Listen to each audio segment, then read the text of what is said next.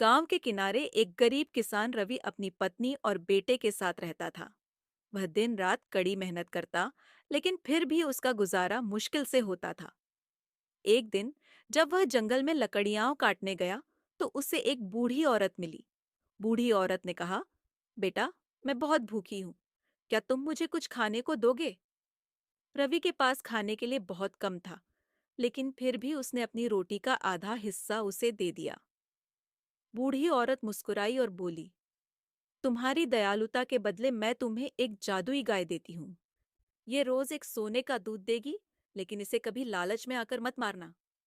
रवि गाय को लेकर घर आ गया। अगले दिन जब गाय ने सच में सोने का दूध दिया, तो रवि और उसका परिवार बहुत खुश हुआ। धीरे धीरे उनकी गरीबी दूर होने लगी और वे सुखी जीवन बिताने लगे। लेकिन रवि की पत्नी बहुत लालची थी।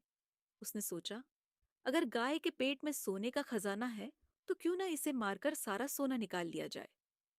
रवि ने उसे बहुत समझाया, लेकिन उसने जिद पकड़ ली। आखिरकार उसने गाय को मार दिया। लेकिन जब उन्होंने गाय का पेट देखा, तो उसमें कुछ भी नहीं था। अब उनके पास न तो सोने का दूध था और न ही कोई संपत्ति। अपनी गलती का एहसास हुआ, लेकिन अब कुछ नहीं किया जा सकता था।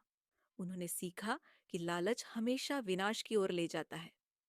शिक्षा: हमें कभी भी लालच नहीं करना चाहिए, बल्कि जो हमारे पास है उसी में संतोष करना चाहिए।